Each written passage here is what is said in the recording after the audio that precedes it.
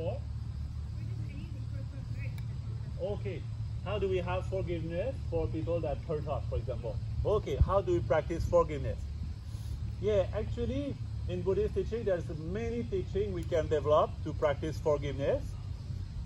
The reason why it's difficult also to have forgiveness, for sure, is because we have some kind of pain, and we have like some kind of anger and hatred and something like difficult in our mind, like difficult emotion about that. But in Buddhist teaching, for example, we say all sentient beings, they have pure nature, but our mind is temporarily veiled. For example, we compare with the sun and the cloud. Sun is always, every day, perfectly shiny and luminous. But someday there is cloud. But our mentality, we say like, oh, today there is no sun. Today is not sunny. But actually today is sunny.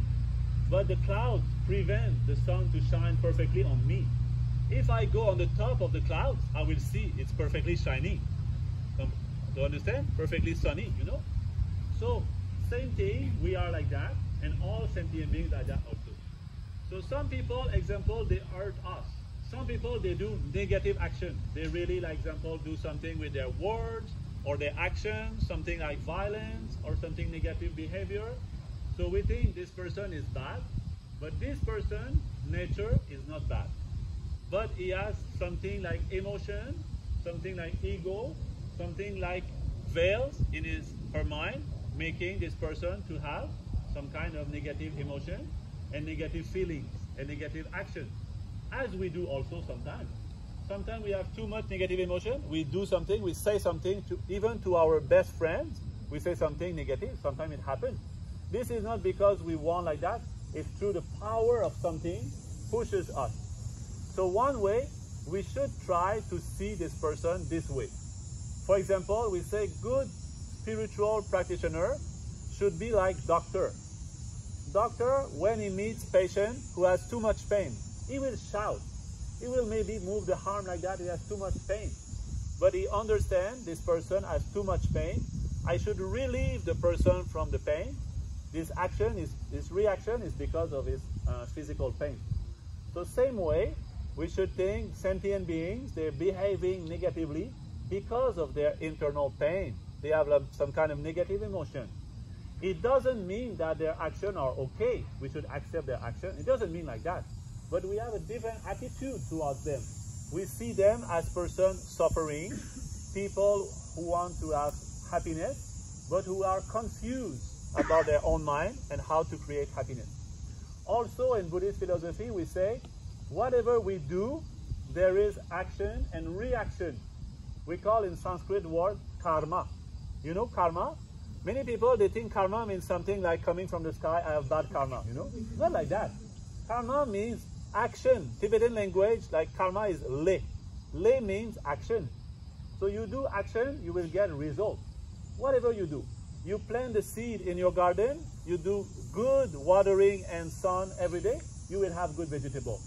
But if you don't water, you don't put the seed, what can you have? It's impossible. So whatever we do will come back to us in a way or another. So some people, they behave negatively. We have more compassion for them because thinking, oh, they don't know karma. They don't know by harming others, they will have harm also later. It doesn't mean they have now, but sometimes later.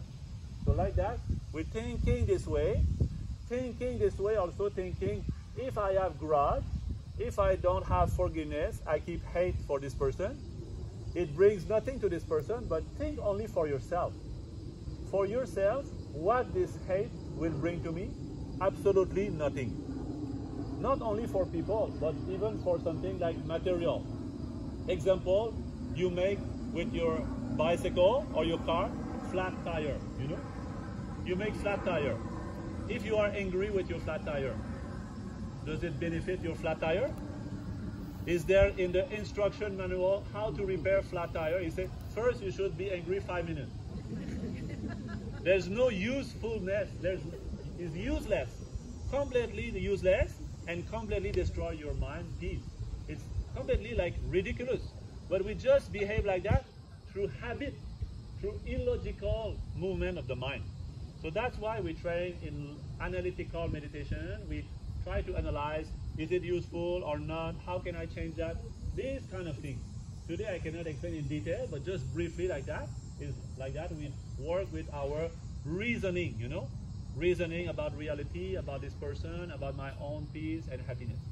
Yeah, like that. They did like that, but yeah. Okay.